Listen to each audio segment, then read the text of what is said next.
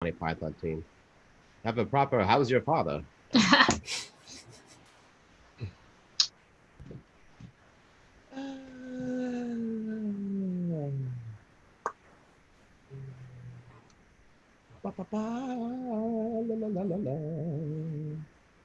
Okay, so that's live. I should probably hit record. Mm-hmm. You think I would be? Mm-hmm. And hello, and welcome to issue 562 Peak in the City Radio. I'm one of your hosts, Aaron Duran. I'm one of your other hosts, Beanarita. And I'm your other host, Cable Hajitani. What's up, everyone? Other than me clearly needing another haircut because this is out of control. Your beard is looking short but bushier. Yeah. Was that intentional? No, camping for 2 days means no product for 2 days, which means. Mm. But did you also trim it down the front more recently? No, so when I don't have product, it bunches up even more. Mm. I mean, that's what it does. Or as Keelan calls it, you get the black man beard is what I get, is what he calls it. Oh. That's what he calls it? Yeah, he joked. He called it that one time. He's like, brother, you got like a black man's beard. Like, oh, okay. Because it bushes out more? Yeah. I mean, that makes sense because you've got a lot of texture. Yeah, and I did that DNA thing, and there's a solid chunk of me that comes from there. So, yeah. Was it sub-Saharan? What was it called? Yes, sub-Saharan. Yeah. And texture is just like a really generic way of saying you are ethnic and your hair reflects that. Right. Yes, so that's it. There's a discussion into my face. Hope everyone enjoyed that. And this is why I keep shaving my head. Because of your texture? Just because that's been everyone's major complaint. Look at my hair. I'm like, yep, I really feel for you. I got nothing. I'm really tempted to shave the head again, but you know what? There are just too many shaved head, bearded dudes in comics right now, and I just don't want to be another one. You don't want to blend in? No. I get that. Yeah, I don't want to be like when someone's like, if I read Duran's script, it should get picked up. Well, who is he? Oh, bald, shaved head, has a beard. Glasses. No. You absolutely have a point there. Yeah. So you went camping this weekend? Any other interesting stuff since the last time we caught up? Yeah, I went camping a couple of days, and I explored Fort Stevens with like some ghost hunting stuff, which was kind of fun. Don't think I got anything, but it's always cool to explore Fort Stevens because it's weird, and if you don't believe in that stuff, you can kind of creep yourself out because it's like it's an echoey army fort that is just creepy looking because it's all exposed metal doors and concrete, and the railing where they used to move ammunition is still down in there, and it's cool but also like creepy if you put yourself in that mindset, I guess. So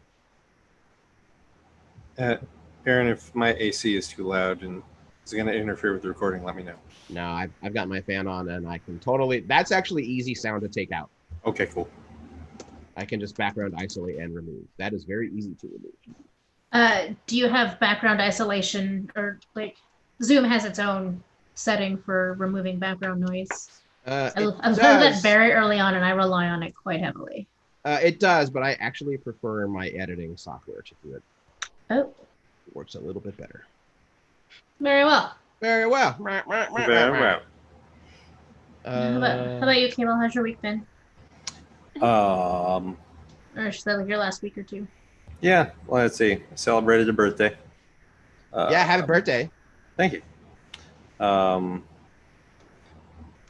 name checked on StarTrek.com. Yeah, cool. Now that's a birthday gift. Yeah, that was a hell of a thing. Well, how did that happen? Wait a minute, you can't just gloss over that. Oh, did you not know about this? No. So Ben Coleman wrote an article about Trek in the Park, and Like those of us in the bridge crew got name checked. Oh, that's cool. Okay. So it's like that makes sense now. Oh, okay. My name is now on StarTrek.com. Even better, the header photo was done by Merrick, and she is now credited. Yeah, the photos originally got published without accreditation, and Ben went back and went, no, that's not okay. This is who did this picture. This is who did these pictures. So that's good. Both Merrick, I did notice that. I didn't mention initially who. Well, I didn't notice it later, but I noticed when I first saw it that there were no names. Dylan McComas gave up or did the other two photos. So that's cool. Right on. There's a photo of me on that StarTrek.com too. The overhead aerial shot from the bridge. Mm-hmm. It's like I'm like, oh, that's a really good shot. I really like that. And hang on, that's the scene where Jesse and I are talking about the other Andorian in the brig. Neat. That's awesome. You could totally put that on like your resume now. It's featured on StarTrek.com. I could. I don't know what it would get me. Yeah, it depends on what you were using that for. But Yeah, there's always that. So yeah. Other than that, work is still work, and today is technically my Sunday, so it's been a fairly chill day. I've been trying to organize stuff. Yeah. As I was mentioning before we started, I had like 2 long late nights, and so my body's like, that's enough. So I've just been taking it like super easy, but thus I spent a lot of time on the internet, and then I decided to do a bunch of like really low effort craft projects. Mm-hmm. So like I made, let me see if I can adjust that here. I made that sweet herb drying rack right there. Yeah. Nice. With macrame. It's my first macrame project. Very 70s. Mm-hmm. Yeah. And then right over there, That a little I made a little pin board with felt, so that Yay! I have so many pins, but I only have so many jackets to put them on. It's true. I know this pain well. Mm-hmm. So I did that, and then I'm gonna do like a. Yeah, not everyone can pull off the Ramblin' Rod. That's true. Pretty much only Ramblin' Rod. Mm-hmm. Oh wait, Bean didn't grow up here. You don't know who Ramblin' Rod is. I didn't either, but I just kind of knew about him from then spending. You live here long enough, you're told about him. And I just assumed it was like something from the 70s that I'm too young to pick up on. Not exactly. It has a 70s sound to it. Ramblin' It does. Wasn't he 70s and 80s? I don't know. Up into the 90s. He retired in 1997. Jeez. I was 13. Yeah. I don't know. I'm in a weird headspace right now. Just throwing that out there. Yeah, Oh. it's been weird lately. Yeah. So, like, I've done a few of the protests. I know you and I were at one of them together one night, but I've done, some before, and I haven't gone to one after because I needed better equipment, which I have now, so I can feel more confident. Well, that was one of my late nights in the past week, and it was at the time it wasn't super scary or anything, even though I did get shoved by cops. Mm-hmm. But then I went home, and Twitter was all about what had been happening all night, and it was worse than I realized even while I was there, and it got worse still after I left. It was like a pretty aggressive night by the cops. Yeah. Well, now that the DA is not going to prosecute almost every infraction that the cops make up, they're just going to get more violent because that's going to be their only recourse now. Yes. Yeah. Since arrests won't stick, they're just going to beat people harder now. That's all they got left. Yeah. And so by that logic, I'm like, well, I guess I was lucky then. Yeah. Because I saw a lot of footage, and I'm like, I'm in that video, and I was really close to where that happened in that video, type of thing. Right.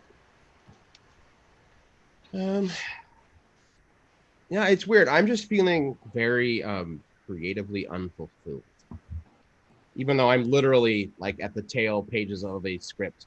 There's Is it because you're not getting the feedback that you would like normally be well, that would normally be part of the process? that's part of it. I'm very much riding in a vacuum on this thing right now. Mm-hmm. But I don't know. I felt like I used to go. I mean, I was always busy writing and stuff. And maybe it was just the act of like not going to a physical place to record this show.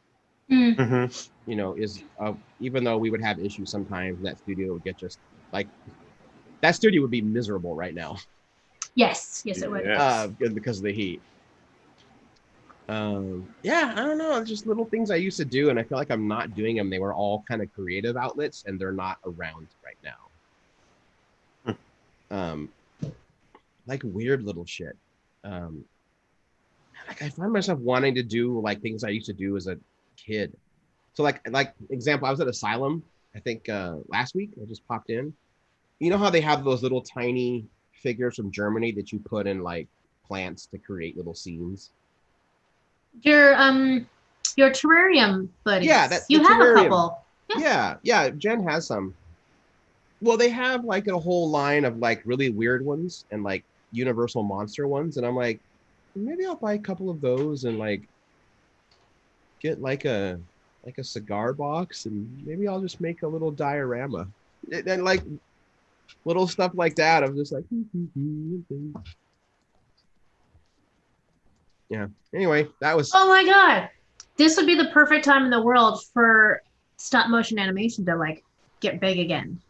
that's true. You don't need to find locations. You don't have to socially distance while trying to film. Uh, Clay is fun. And then you can hire people to do voice work if you're not, good at doing a lot of voice characters. It would be fun. Also, Clay is fun. It's very fun. I don't know why I'm hanging on to that. I don't It doesn't know. have to be clay either. Yeah, you can use action figures or Lego That's figures. true. Because Lego figures probably be the easiest to move around At this point, yeah. because they lock into place. Mhm. Yeah. Anyway, that's where. Sorry, guys. This might be a very low energy show this week. Oops. It's totally fine. I mean,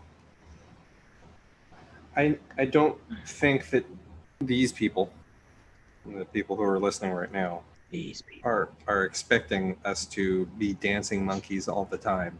They are well aware of the fact that we are human beings, and are we? being a human being right now is just So much tremendously work. difficult. So much work. No fun. I'm tired of looking for a job because everything sucks and nobody wants me. And I can't drink about it because then I'll get sick and die. Mm-hmm. Right. So, yeah. I mean, you can't drink too much about it. Right. Well, I'm on. You know what I mean. I know what you mean. I can't continuously do that Can't be like, well, screw it. all the time a lot. Right.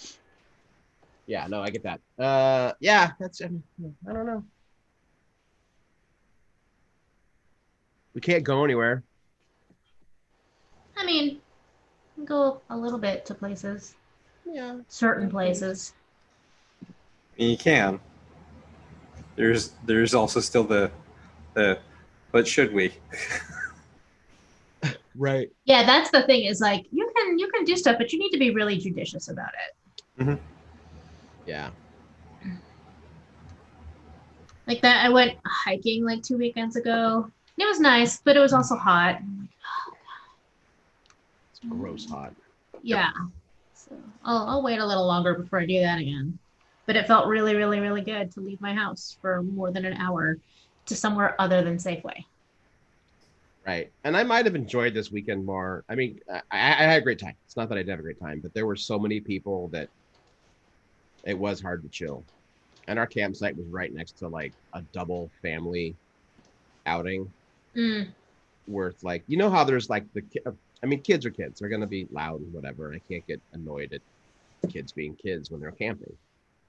But that's not what you had That's not what you were there for. Right. No, it wasn't. I was there. It was literally, yeah. But the thing I can get annoyed with is like the parents that just rule by shouting over and over and over again.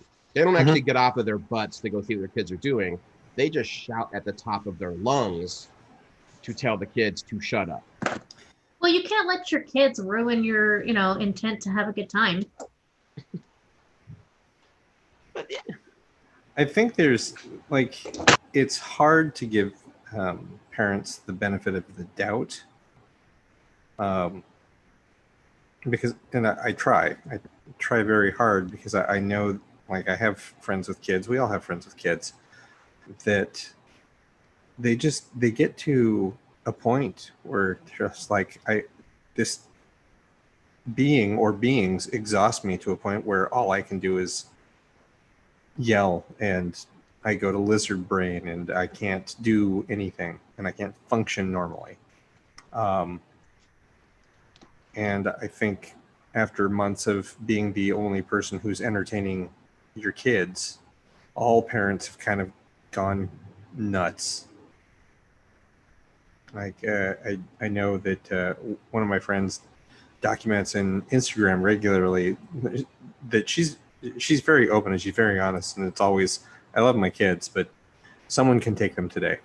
I can't do it. I cannot. You just come on by. I'll For sure. Some of the best examples of parents, in my opinion, of course, some of the best examples of parents that I know have no qualms about, just the person, look, I love my kids, but sometimes they're just little assholes. Sometimes I need to not be around them and just have a big old glass of wine, whatever, Well, it wasn't only that. It was also like this entire camp, all the adults, literally all, like, everything was always yelling. Yeah, see, and that's right. That could just be their type. Yeah, and that's what I mean. It's hard to give them the benefit of the doubt that maybe they're at the end of the rope. It's like, no, clearly you just went, no, we're going to get out of town. We're going to take the kids, and this way we won't have to worry about them so much. And then they get out there, and the kids are crazy, and because they've been locked up, and so the parents are right back to, they go from zero to fuck this. Right. And so their vacation is ruined too. And that's all they care about. Yep. Yeah. Drinking wine from a Bobby Hill mug. Nice. I was just looking at that. I'm like, that sounds fantastic. It's kind of great. Anyway, yeah, that's where I'm at. I'm sorry, I don't have anything more exciting. Well, it's you're not required to. Yes, we are. We're supposed to be music at all times. This is the pressure that I have put on myself. You're not a dancing monkey. We're not dancing monkeys. Those are at least wind up. Right. There's always something to make it go. Not much has been happening in the nerd world either, so. That's part of it too. There's not a whole lot going on. Yeah. We're coming to the end of con season, which I'm sure a lot of people had their calendars clear early on in the year, for specifically those events. Oh yeah. And then I know that a lot of cons switched over to like virtual cons, but did either of you guys or anyone go to any virtual cons? I knew a lot of creators who went. I don't know how much fun they had, sitting on virtual panels. But yeah, I'm trying to. Yeah, I don't know. I did not. I didn't watch any of them. I probably could have, but I didn't. It's funny that I said that because I actually just got asked to be not at a virtual con or a virtual panel, but if you guys remember the panel I did last fall for Siren Nation. Oh yeah, that was cool. They reached out to me and asked if I would be interested in sort of like a matchmaking networking situation. So any young folks, I guess presumably women and women identifying individuals who are wanting to get into certain creative realms, they are linking them up with established mentor types, who can talk about what they know. So I guess I'm going to pretend I know about podcasting and offer up that piece of my brain to somebody if they find a match for me. You're not still having imposter syndrome about podcasting. No, I'm only pretending to because it amuses me. No, I think that I'm pretty. If there's one thing in the creative world that I think I can legitimately speak towards, it's how to podcast. Yes. Fair. Yeah, at first I was like, I'm not really a creative type, so I don't know what help I could be to anybody. I'm like, well, there's the reason you asked to work with me the first time ever anyway, so let's just put that out there. Right. So yeah, maybe I'll have a wee mentee interested in podcasting. And a wee bean for the wee bean or something. Like an even smaller bean. Like a matryoshka of little beanerita podcasters. That's right. They could this is my hand signal from matryoshka, apparently. That's right. You could. You realize whoever your mentee is going to be, she's going to be huge. 5'10". Yeah. 5'11". That'll make it even better, honestly. Yes. And I'm just always gonna call her like my little mentee, or like my mini bean. I don't know. Call her. We'll flesh that out later. You are my lentil. You are the lentil to my pinto. Norm, Honey, I Shrunk the Bean. Coming this fall to Zoom. Not touching that one. Yeah, no, that could be a cute show or a really weird porn parody. Let's can be both. Cute porn parody? Yeah. What if all porn parodies have to be like Ron? They could. I mean, yeah, they're still gonna have the stuffing, but they can still be cute and wacky. They can be well done. Consider parody to be a cute form of humor. Look, the Adam West Batman porn parody. If you take the sex out of it, is a legitimately like fun episode of Batman 66. Mm-hmm. They just stick boning in it like every 15 minutes. No, Norm. No, I'm not reading that one. Forget. Who was the Joker in that one? Was that Randy Spears? I don't remember. Although if you read Bortward's book, that porn parody is more true to real life than the show actually was. Oh yeah. That was the swinging 60s when they were making that show. Mm-hmm. Yeah, totally. So yeah, there you go, Bean. There's your pitch, I guess. I don't know. Well, Denise opened up the chat to be questions. An AMA, and I already regret it. Oh yeah. Yep. Yeah. You want to read the first one? Yeah, let's just start at the beginning because it's just gonna get, All right. So Zach wants to know if you could make yourself 6 inches taller. Oh no, it goes all the way up. You're oh wait, what? You're at the bottom. Yeah. I'm sorry. I didn't realize those were legitimate questions. I thought it was just like more like riffs. Okay. No, we're gonna answer them all. Okay. Right, let's do it then. I could AYA, AMA. Okay. Least favorite state? Idaho. Yeah, mine too. Oh. Really? Why?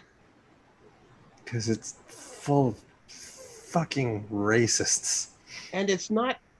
Apologies to anyone I know from or listeners from Idaho, but it's not that pretty.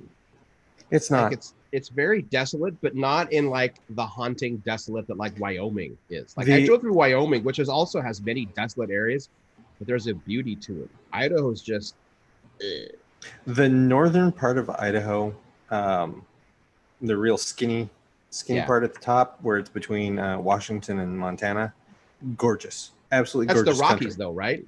Yeah. Yeah. That is also town after town after town full of white supremacists. So the prettier like mountains. Yeah, the prettier the area is, the more white it is, and that state is hella white. And I'm also basing it on states that I have I've been to. I have not been to all 50 states, so I'm not gonna. Sure. I'm like I haven't been to Florida. I'm not gonna be like Florida. I haven't been there. Right. That also limits me. I've not been to that many states, and when I have been, it's been for most of them were military related, to be totally honest. So, Yeah. I guess I have to go with Ohio because everyone I've ever met from that state was not a great person. Like, I don't know, they just breed them a little differently in Ohio. they give them a very different set of moral standards. All right. My husband's over there making that like, that like weird yes face. Like, yep. The Muppet. Yep. No. Yep. Sorry, I'll stop Okay. doing that. All right, there you go. Worst Canadian person. Like of all time, or that is currently doing things. Yeah, that's a good question. Who is that? Well, we can either ask for a clarification or for them to be more specific, or we can just each answer by our own interpretation.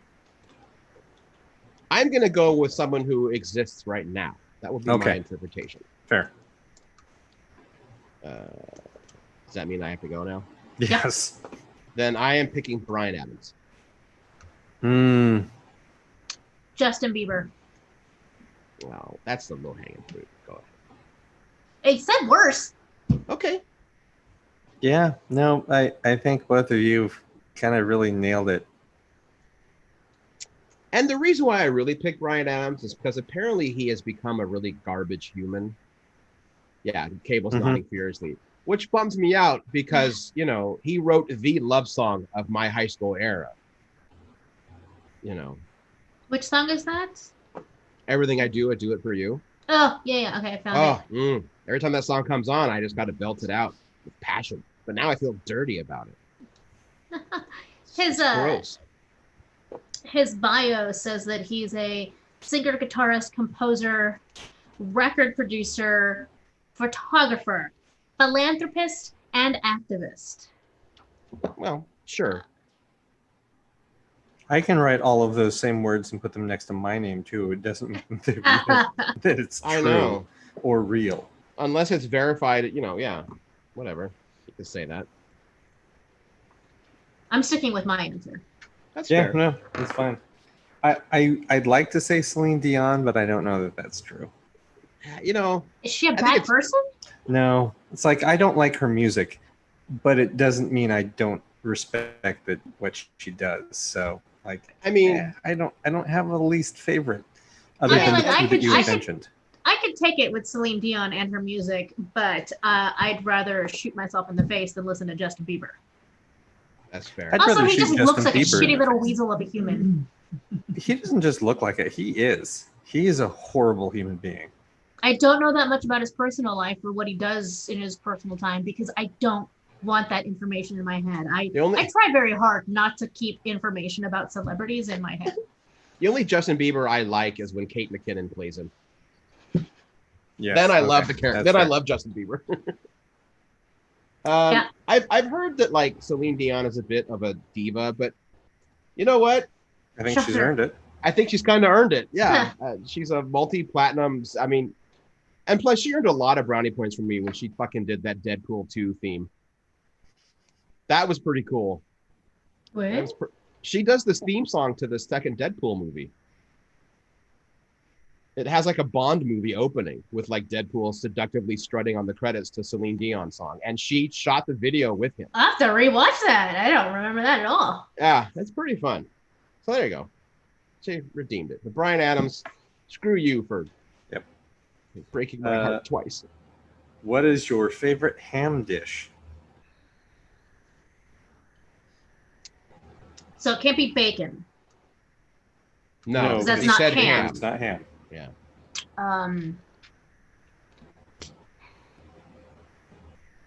That's the thing is I'm not big on ham.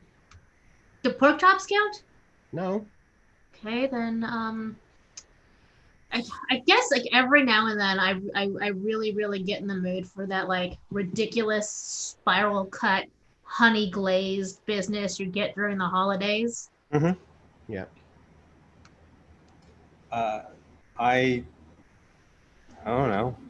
I enjoy some diced up leftover ham in a scramble. Oh, can I say spam? Does that count? Spam is not ham. It stands for spiced ham. Yes, but it is technically considered a potted meat product. Okay. I'll stick with my spiral cut honey glaze business. I feel like mine's going to sound like I'm kissing up to someone we've had on the show, but and it's a relatively new dish, but I did fall in love with the Bill Oakley sandwich. That's pretty damn magical. And it is a variation of the steamed ham episode that he wrote in The Simpsons. All right. Did you see his 1 minute review of the Cheetos Yes. mac and cheese? Boy, do I want to try those. I want to know why there's not a whole box. Why There's a a box and there's the a easy box? there's both versions, yeah. Okay. And I've actually now read from like 3 different pretty fun food blogs that have all said they're all good. They are way better than they have any right to be. Yep, I believe that. And then apparently the Flaming Hot is the best of the 3. All right, I'll keep my eyes out. I'm also keeping an eye out for the Smart Food Crunch Berries combo that's out there. Next time I go, I'll try to remember that you're looking for those. Thank you. Wait, Yeah. Smart Food, as in like a healthier version of Crunch Berries? Oh no, it's Smart Food popcorn Oh, and Crunch Berries I in saw one that. bag. I saw thought that you at meant the Smart Food Service, Costco, the cash and carry. I can never remember exactly what it's called, but the cash and carry. Cable, I know what you mean. I did see it at my local grocery store, and I intentionally didn't buy it because I've been trying to eat better again. Sure. You know, so. I'm just saying, in our near future, that might be coming with us. Oh, yes. Ooh. Ace in the chat says, if I can buy it. Says cordon bleu is his favorite ham. Cordon bleu is actually, that's pretty good. That's a good one. Yeah. But technically, it's a chicken dish with ham. Yes. It's not a ham dish. I know that some Zach said I'll allow it, but I'll allow it. I think you're really skirting the edge there. Where does a Monte Cristo fall in there? Because that has ham. That would also count. It's the primary protein. Yeah. What would also count would be Moons Over My Hammy. Oh, yeah. Okay. All right. Blessed moons over my Oh, hammy. I'd forgotten about the Moons Over My Hammy. The only true reward for a high school theater kid is moons over my hammy at 1 o'clock in the morning. Yeah. All right. If anybody says moons over my hammy again, I'm gonna have to like leave the show and go to a Denny's. I'm just like, I'll just stand outside with a I'll just stand outside with a mask on until you bring me a hot plate of ham and eggs on bread. Whatever they do with it. I don't even Denny's know. is great because you can order anything without knowing how to. You don't have to speak. You can just point in pictures and go like, It's a whole stand-up bit about that. Yeah. Is there? Yeah, from ages ago. Alrighty. I can't remember who it was though. What is your favorite euphemism? Oh man. You know, I really enjoy euphemisms, and so I'm always like throwing them out there and using different ones. So I don't know that I've ever really committed to one. I'm a euphemism slut. Yeah. Well, that's going to show up as a norm band any minute now. Yep, as soon as I said it. I will say one of my favorite euphemisms is one that I almost never use, but when I hear it, I always chuckle because I enjoy it. And that would be, well, that really shit the bed. I don't ever use it, but when I hear it, I'm always like, Is that a euphemism or a turn of phrase? oh, Yeah. wait. Oh. Okay. Well, now I have to rethink. Yeah. Because a euphemism is more like a double entendre. Right? It can be, yes. Then it's like asking to pick which arm I like.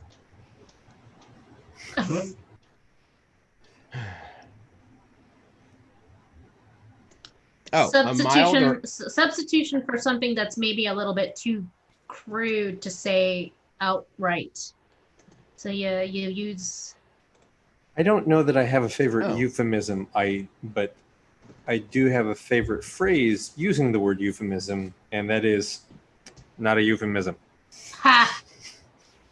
Well, then my favorite would probably. Well, I don't know. I know we said it before the show started, but I don't know if this counts. I'm a big fan of like, well, we went home later on that night and had a little bit of How's Your Father? Yes. Okay, I like that one. And as will come up later in the chat, I'm also a fan of Flicking the Bean. That has always made me laugh. I think it's funny. It makes our co-host Bean very awkward now, but to be fair, I have been saying it decades before I ever met her. To be fair. No, that's been around way longer than I've ever been identified as such. So you know, I had a choice. Okay. It's like when the Simpsons are naming Bart, Cart, Dart, Art. Like he runs out of fingers, so it never occurs to him that fart rhymes with Bart. Yeah. As to, for deciding whether or not it was an okay name. Like, does it rhyme with anything embarrassing? Right. Anyway. All right. Do you have a favorite euphemism being? I don't. Not really. Oh. If there was one that I loved enough to call it my favorite, I would be able to recall it. So. All right. The next question is, if you could make yourself 6 inches taller, but only by shrinking Greg Nibbler, presumably 6 inches shorter, would you do it because you wanted to be taller or just for giggles? No. Greg Nibbler is already self-conscious about his height in a way that is amusing. Like, you don't need to, like, double down on that. And only shrinking Greg Nibbler does not make me taller, so I can't achieve any more or less if I physically stay the same. Mm-hmm. I thought the question is that you got to be taller. Only by shrinking Greg Nibbler. Yeah. Yes. I would not. Neither. Like, I have no interest in being 6 inches taller, nor making Greg Nibbler 6 inches shorter in the. No, like maybe we're interpreting this wrong, but I don't see there's no gain here. I think other people like picking on Greg Nibbler, and they want to see if we also do. And I don't care to pick on Greg Nibbler. Yeah. He picks on himself enough as it is. That's what I'm saying. Is like he already has strong feelings about it. So like he already owns the bit. Yeah. Exactly. Yep. Like I can't make it any worse for him. Not that that's a goal. I also like being cable sized. I don't need an additional 6 inches. See, that's me too. I'm already 5'9", so adding, I feel like 6'3", I think I look weird at 6'3". I'd have to buy all new clothes. There's also that. Mm-hmm. I've actually gotten to enjoying not ducking in my basement. Yep. I like being 5'6". Yeah. I mean, I guess I could be shorter, but I don't know. It just like makes me. I don't have a problem with being short, and if I was shorter, it wouldn't be a problem. In fact, it would just make me that much more compact for weird things that regular size people can't do. It would make it easier to put you in a carry-on size. Yep. There is something to be said for being able to fit into a suitcase. That's right. I don't know what that thing is, but somebody said it. In case vaudeville ever comes back, you're ready to go. You got a talent. Dun, dun, dun, dun. Okay, where's the next I think you're just drunk now. If there was a pie, what kind of pie would it be? All right, we don't have to answer all of these. I don't know what that means anyway. I don't know. Because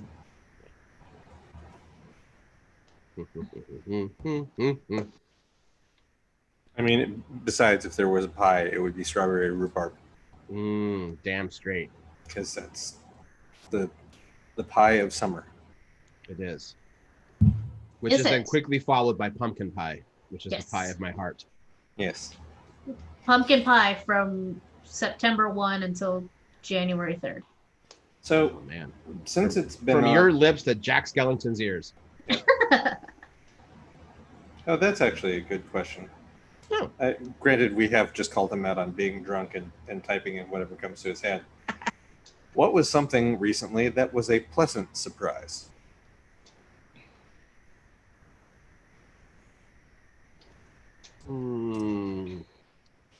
Should Do you think they want like a goofy pop culture answer or a legitimate answer from me? Oh, I think they're going to get a legitimate answer. Because this is I don't- something I I don't actually I thought about a few days ago. So. Go for it. This was so we bought like a adult size inflatable pool just to sit in the backyard. Mhm. And the fact that I was able to, without feeling self-conscious, take my shirt off outside was actually something that made me pleasantly surprised. Nice. Yeah. So there it is. And not because I've gotten incredibly like smaller and I've lost a fuck ton of weight. I just got like, you know what? I could be okay with this now. Took me 44 years, but I could do it. I wouldn't call it a pleasant surprise, but I had a similar experience this past week. Oh, I know that. Yeah. And you're just going to stop there. Okay. No, I mean, I guess it's going to come out eventually or not, but I agreed to do. Literally. You want me to tell the story or not? I didn't mean it that way. Go ahead. Yeah. I didn't think I was gonna be like announcing this, but here we go. I agreed to do a film shoot as an extra character, and at first I was like, okay, well I knew I read the script a while back, so I was like, does it have to be nudity in this? And I was told, no, not if you don't want to. And then there was a lot of back and forth between cast and director, and then it was gonna be sort of like at your comfort level, and much to my own surprise, my comfort level was to be just as topless as everyone else around me. Good job. Literal first. I don't know if congratulations are in order. Be nice, chat. Don't be creepy. Oh God. Yeah, now you guys are gonna make me regret it, aren't you?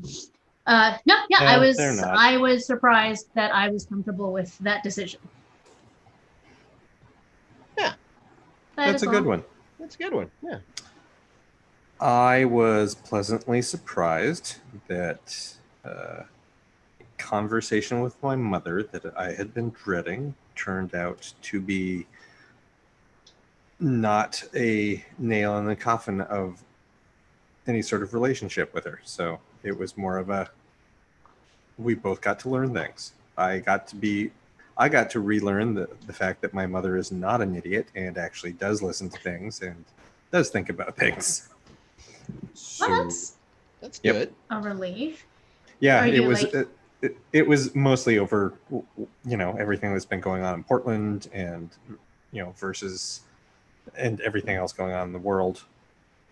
Like going through and getting across to her that, no, everything that you've been hearing about Portland is actually wrong. Yeah. All of it. It's like, what? There's all this going on. I'm like, nope, no, there's not. Yeah. All the violence is cops. That's all it is. Right. We should give Ace a little shout out. Something he had nice. He had one of his arts published in Gloom. His art's in I guess one of the newer Gloom card games. That's cool. That's pretty excellent.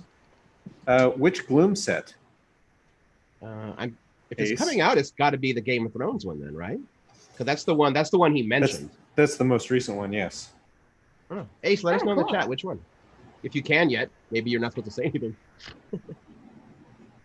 All right, Norm's got another one. What games you're looking forward to playing? This can be either board, video games, or pen and paper. Wow. Oh, I just went all Uncle Roger on us. Just leg up in my chair. Wow. That's like, this is the most Asian thing that I have ever done on this podcast.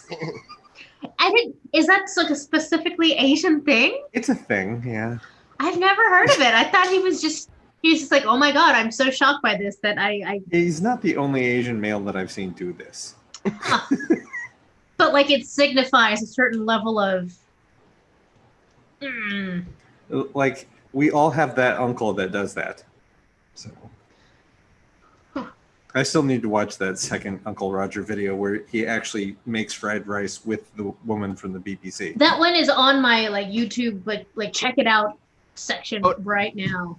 Does he finally make one with her? Oh yeah, it happened it was published like last week. She contacted him the following day. Nice. Where'd it go? Uncle Roger meet egg fried rice lady. Mm-hmm. 1 week ago. That part losing his mind when she doesn't wash it.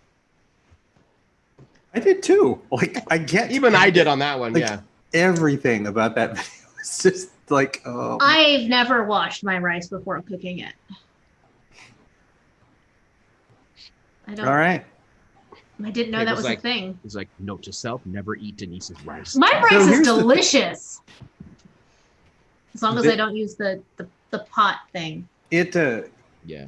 it very. I honestly, God, we'll get back to Norm's question in a second. Honest to God, it washing your rice, and the degree that you wash it also affects how it turns out. Like that, if you cook it unwashed, you've got some sticky, starchy rice. Yeah. Does it vary from rice, different grain to grain? Because I usually use long grain rice, which is apparently less starchy to begin with. And I Okay, also fair. do something that other people don't. Okay, let me start at the beginning here. I don't just make like steamed rice or like plain cooked rice.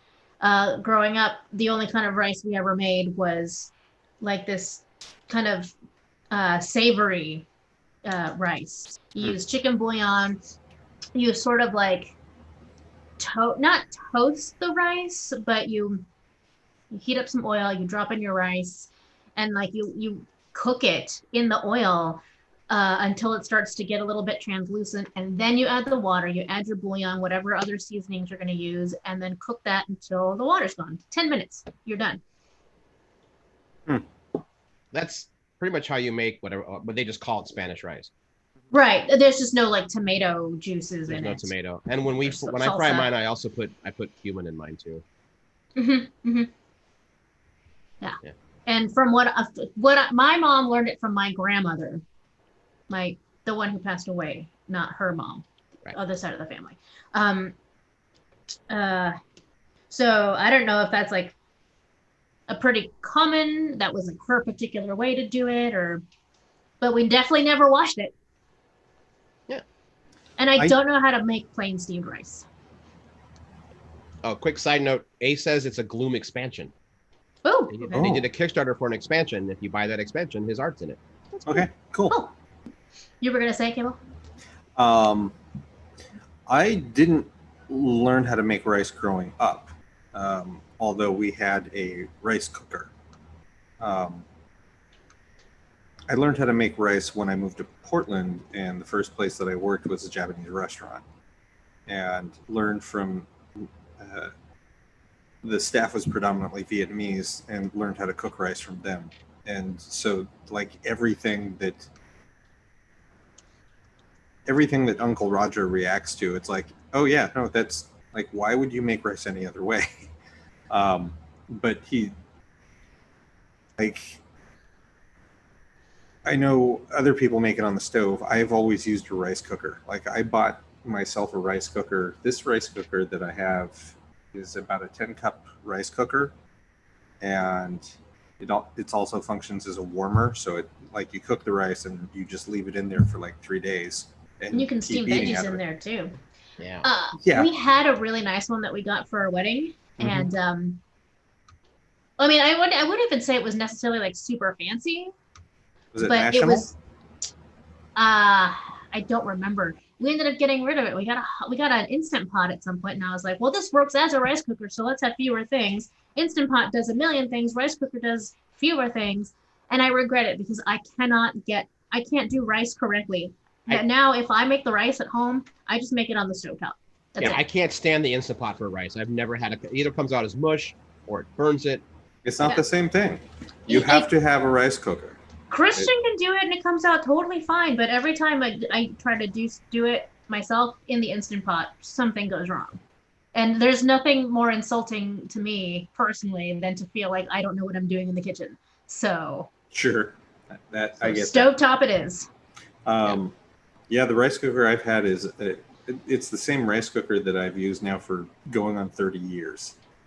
Like the same device or the same model? It's the same one. That's impressive. And see, I regret getting rid of the one we Yeah. got because that was dumb. Get a national brand.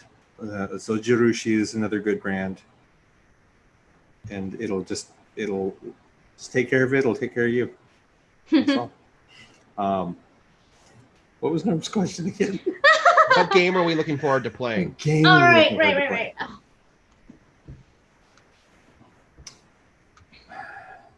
In the immediate, I'm looking forward to actually playing Scooby-Doo Betrayal at Mystery Mansion. Right.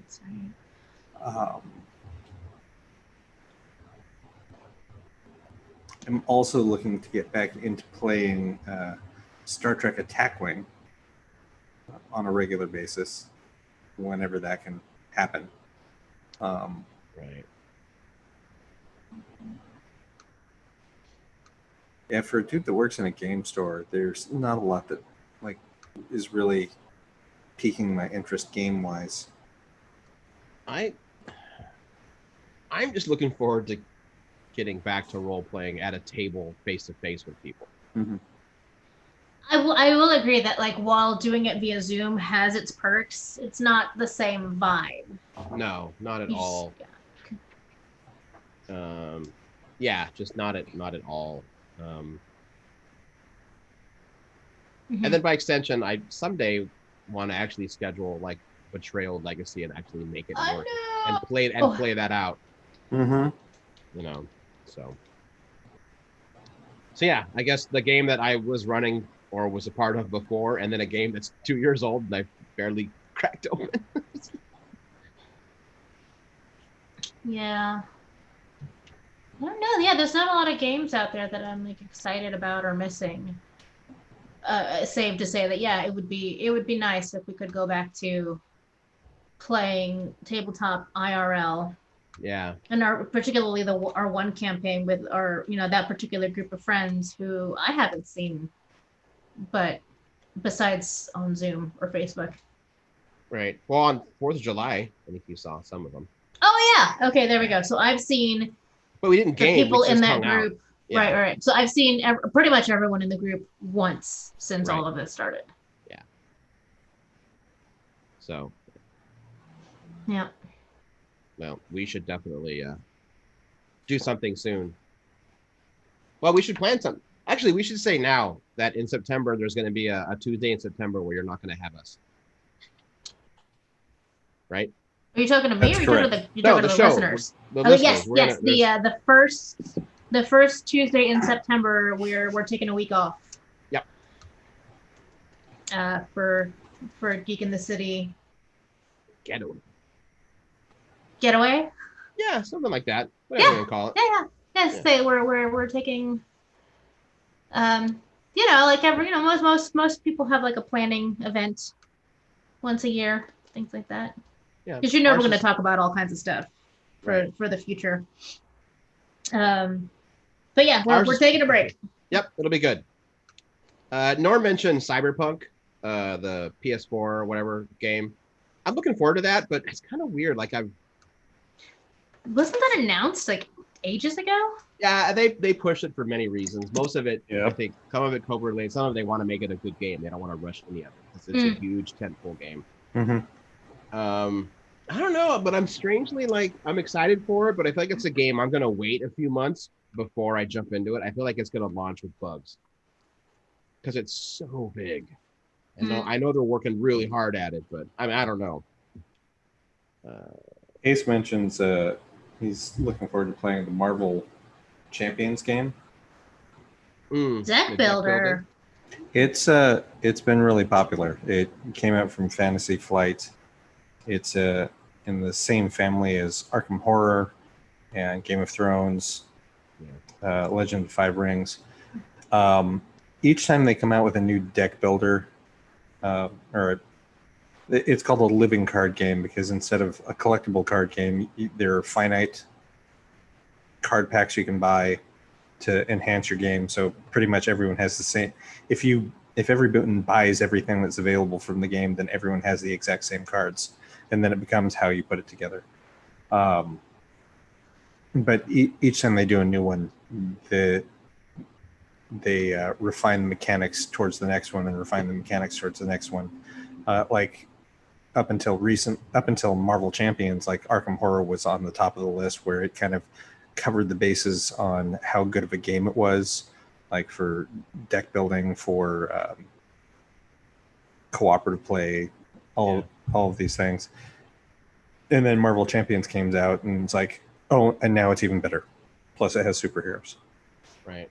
Like I never played it, but I would always kind of tangentially follow the story arc to Legend of the Five Rings. And being really impressed that basically a card game had a really interesting mythology, and the world was like ever changing based on how the game was played. It was pretty cool. I always thought that was neat. Yeah, and that got relaunched by Fantasy Flight, because the original publisher lost the license. Yeah, I think it was AEG. That sounds right. And then Fantasy Flight bought it, and they brought it back they took it out of the CCG realm and put it into the LCG realm. Right. And some of the players really liked that, and some of them didn't, and went, and ran away. All right. Sack's got one. Favorite Star Trek one-off alien culture. I guess he means like only kind of referenced one time. One-hit wonders of the alien races. I'm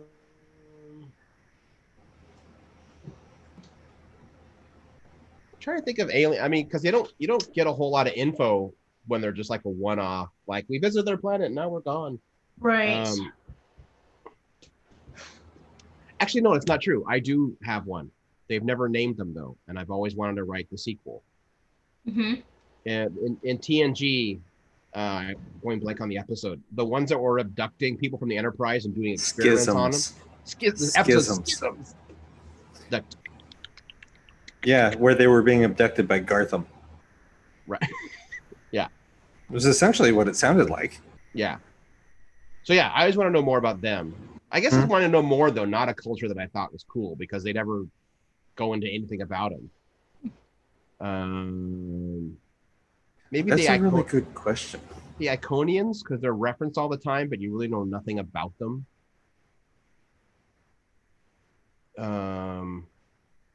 What episode were the Iconians in? They have the gates that let you travel anywhere, so they were referenced a few times. Yeah, right. They do. Fucking Iconians. You're just mad because it sent your ship to the mirror universe. Yeah. I mean, we got out and all, but... Yeah, you did. It was the shiniest, reddest button ever. We weren't going to not do it. I know.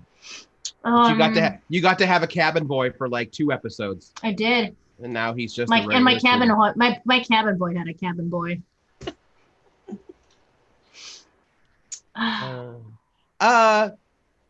Tosk. I would be curious to explore more of. Tosk, yeah, he was a one-off. Yeah, that's true. I am Tosk. I am hunted. Yeah. Mm-hmm. Which apparently, in an earlier draft, the Tosk was the inspiration for Jem'Hadar, and you can totally see it. So yeah, he was a one-off. Interesting. I don't know. Yeah, all the ones that I would normally say ended up with like at least one follow-up episode. Right. Yeah. I know. I'm trying to think of certain species, and I'm like, no, but then they brought them back during Enterprise or whatever. So. Yeah. What are you thinking, Bean? Well, like I was saying, like everything I can think of, like they're not one-offs because of Enterprise. So like the Tholians. Mm-hmm. Right. I would be interested. The Gorn, that was the other one. And I'm like, yeah, more Gorn. No, they give us more Gorn, and it was terrible. Yes, it was. The role-playing game does a really good job of expanding the Gorn. I think it's in the Beta Quadrant book. And then also, I don't think they're technically a one-off. Who are the ones where they always wear the helmet mask business, and so like nobody knows the Breen. Yeah, but they're not a one-off. They're not, because remember they're really heavy in that Klingon trilogy that I loaned you. Yeah. Started on. Yeah, they were a huge part of that. So yeah, I don't like. We still don't know anything about them. That's true. Yeah. I mean, the books But do. the question don't is your count. favorite one-off, and Right. the Brain are not a one-off. It's hard. This is a harder question for me to answer because I haven't seen all of the episodes of all of the Star Trek. Oh, maybe. Because I always hit the highlights, I'm more likely to like have repeating species. I have, and I'm still having a hard time picking a one. Oh man, you know what? I would love to know more about the Horta and like the Horticulture. Yep. I didn't mean it to sound that way. Wait, They would which be ones the are the Horta. Horta? The thing that it's a lava monster that Yep. crawls Devil around in the Dark, I think, is the episode. Devil in the Dark, yeah.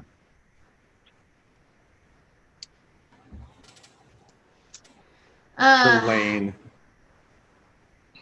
Then there's like the Doomsday Machine, which was one of my all-time favorite episodes.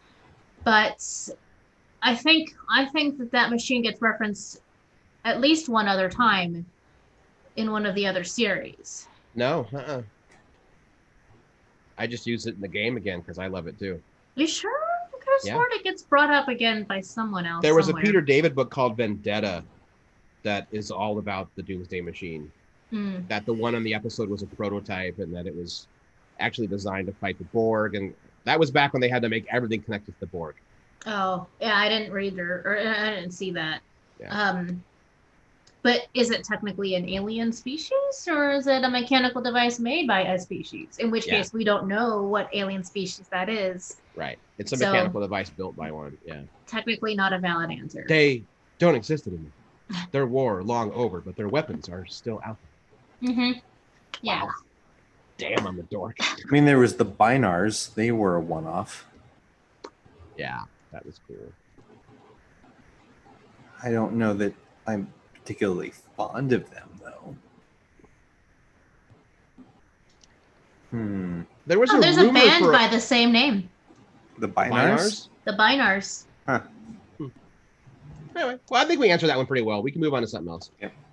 Well, what were you gonna say, Cable? Oh, sorry. I was just going to say I was also particularly fond of the aliens in the TOS episode, the Cloud Minders. Is that what it's called? Mm-hmm. But I think that had more to do with the costuming. Yeah, that's a pretty sexy race. Oh yeah. Yeah, a lot of flowing lace on the Cloud Minders. There were a lot of outfits that were like, that's held on by tape, right? That's the only explanation at this point. Yep. Absolutely. Often not even that. Often spirit glue Mm-hmm. or spirit gum or whatever.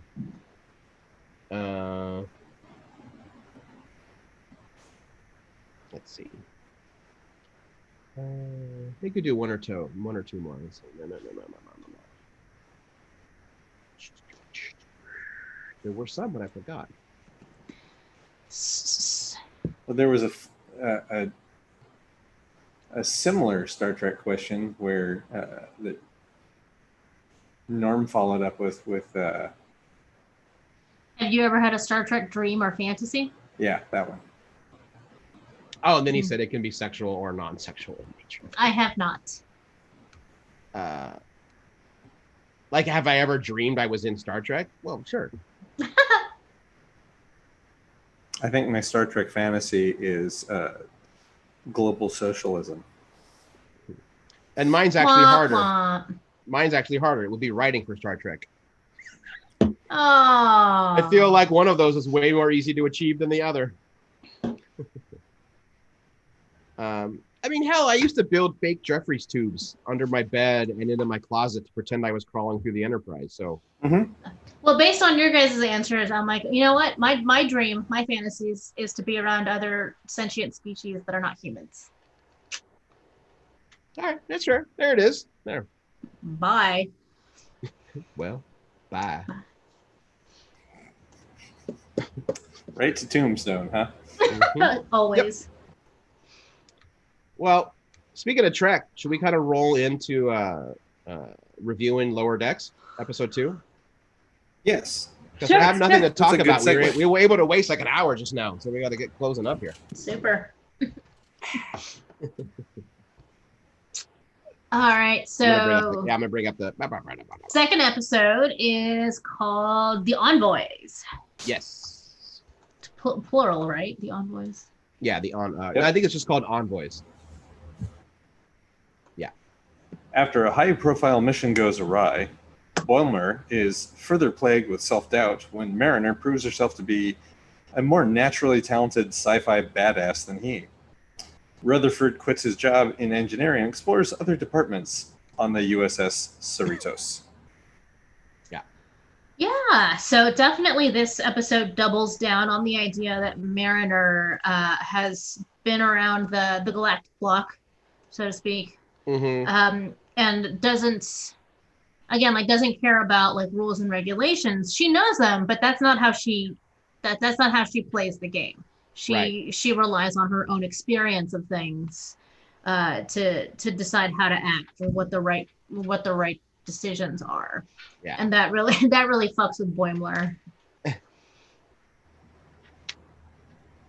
That it does.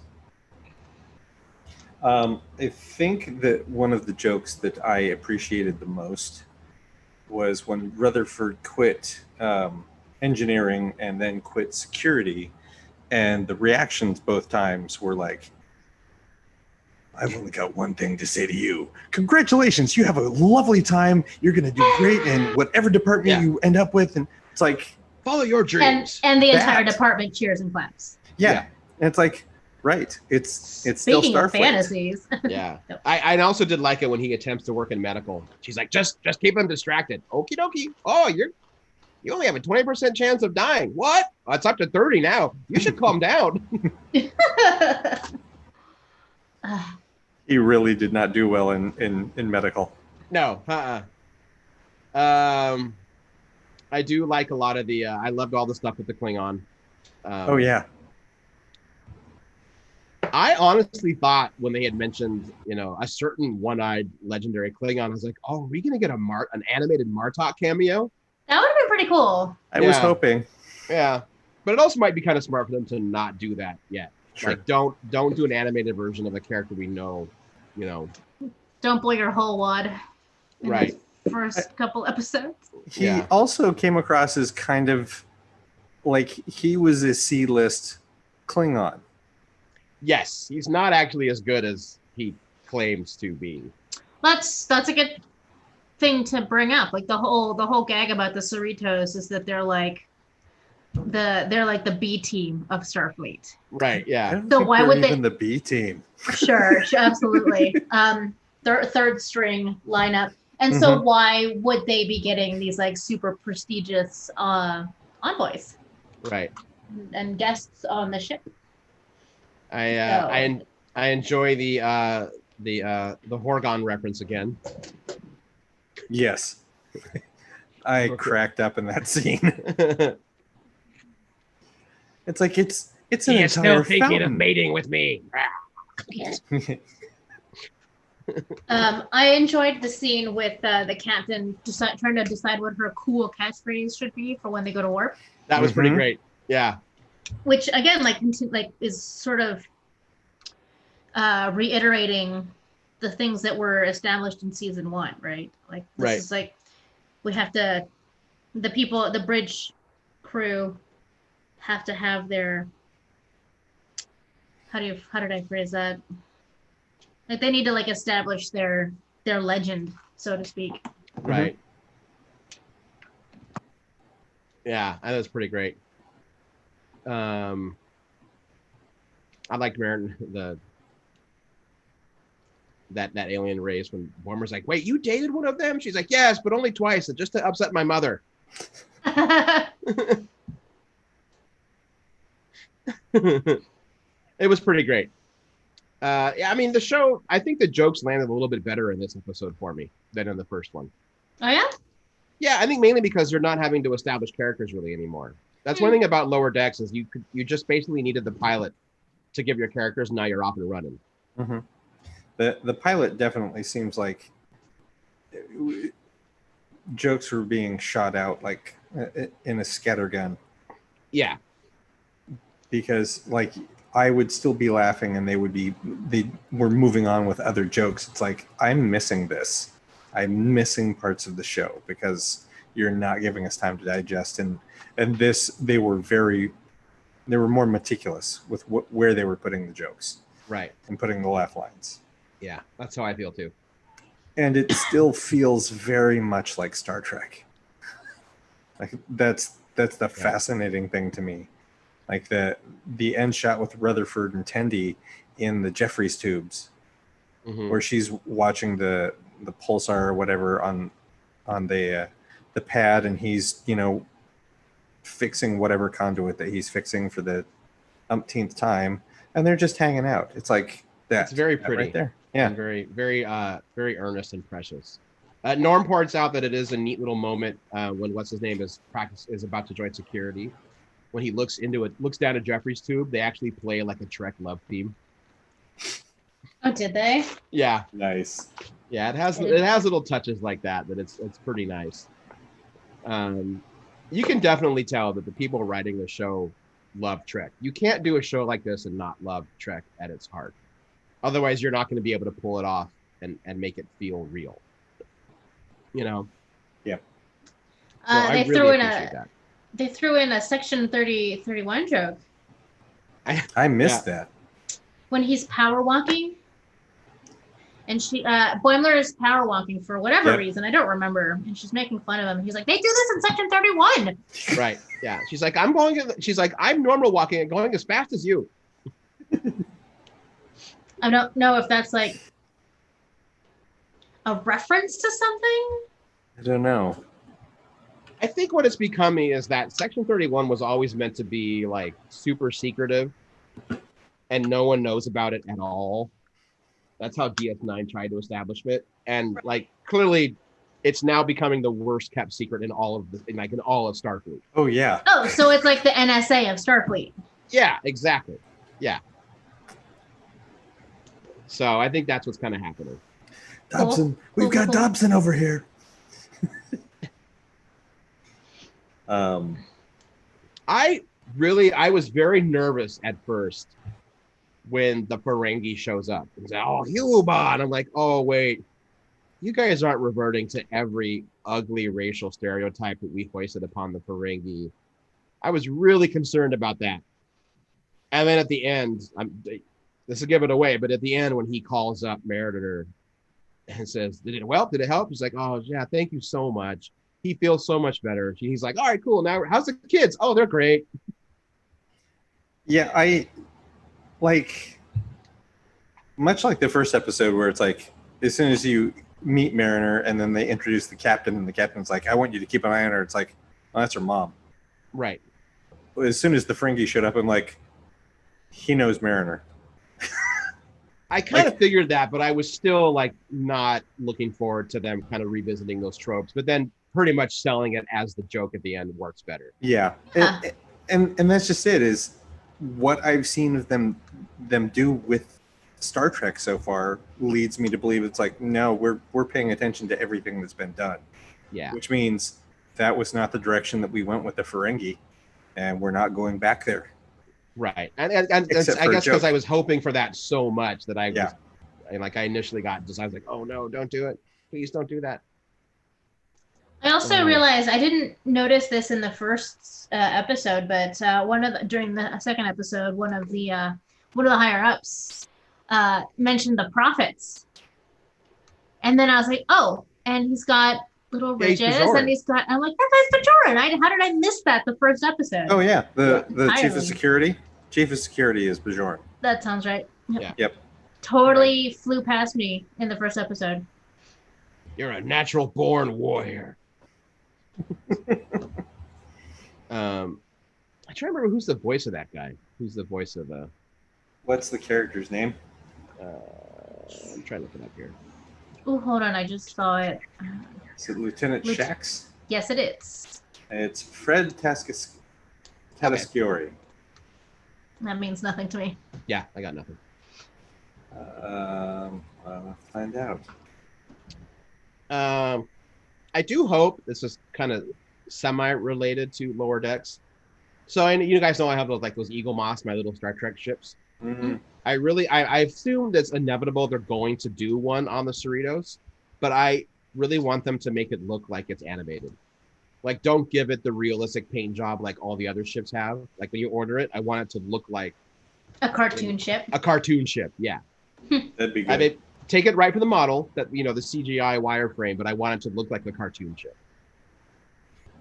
That'd be cute. And it's Star Trek, so you can completely ream us for money. You can do 2 versions of it. We'll probably buy both. Like one if it existed in the real world and the animated version. Okay. Oh Christ, that means they're gonna start doing animated versions of all of them on that website. Shit. There are worse things. No, Yeah, I know. He's done a lot of voice work on multiple things. I don't think there's anything that really stands out. Yeah. There's an episode of Robot Chicken where he played Kirk, Spock, and McCoy. That's awesome. I can see that being a lot of fun. Yeah. But yeah, no, I'm still digging the show. I think it's very fun. Yeah.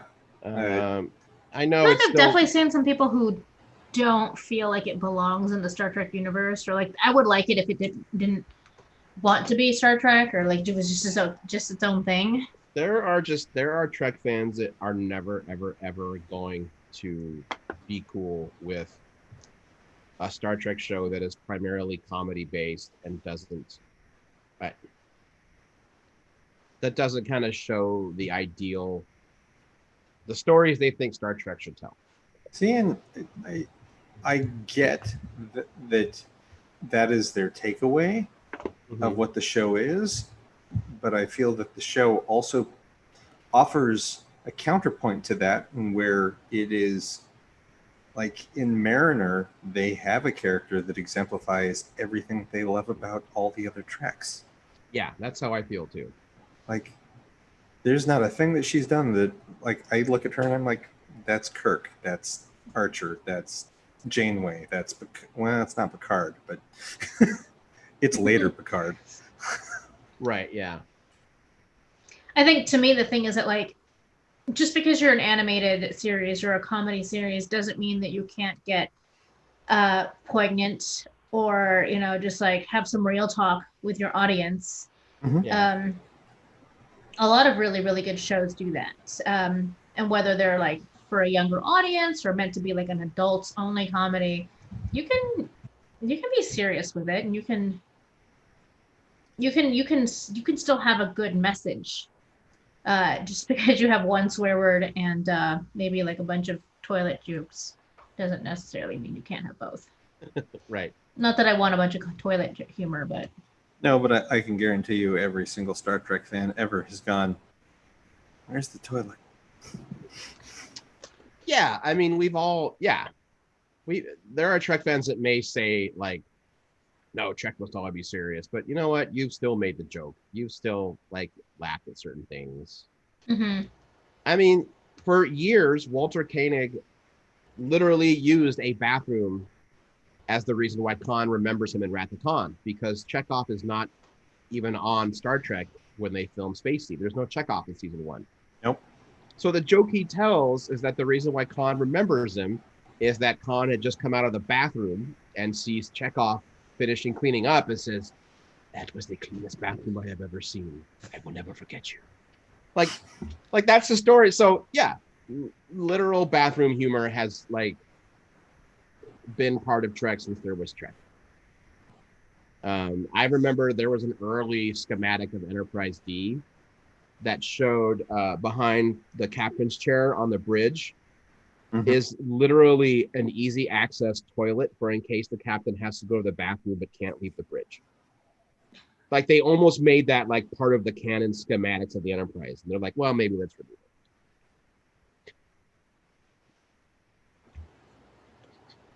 That would have been. I also try to imagine something that is so dire that you can't leave the bridge, but you would be fine with literally spinning your chair, tossing a whiz while your tactical officer is just kind of looking down at you like, orders, sir, orders, captain, or should I wait? You know, you done? Okay. I'll wait for you to spin. I'll wait for you to spin back around. Yeah. What are women captains supposed to do? I don't know. Just hope you practice your aim. Yeah. Not sure. I don't know. Maybe if you're your transporter chief's good enough, maybe it's like, log on to my stream, beam it out into space. Well, I'm leaving now. Energize. Oh my God. That would make poor sad O'Brien's job even more sad. Well, it's another day of beaming the captain's whiz out into space. Oh, I feel the bowel movement coming on. Can you just, beam Chief. that right out of there? That's right.